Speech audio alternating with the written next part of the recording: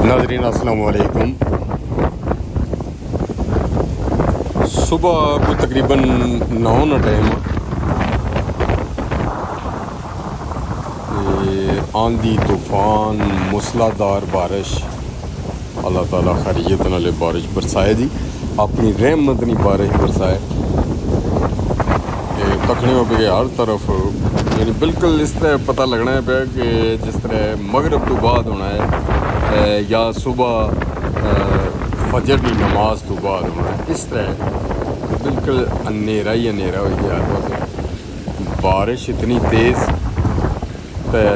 चखड़ उसने सूझ जाते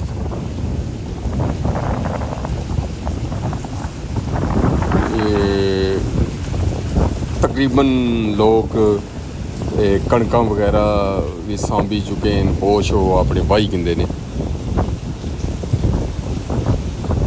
बारिश काफ़ी अरसे तो कोई ख़ास बारिश नहीं हुई है, बस हल्की फुल्की बारिश होनी है, इतनी ज़्यादा नहीं होनी।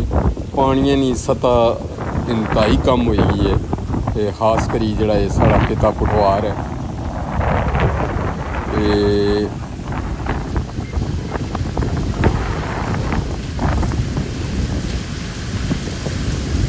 बिल्कुल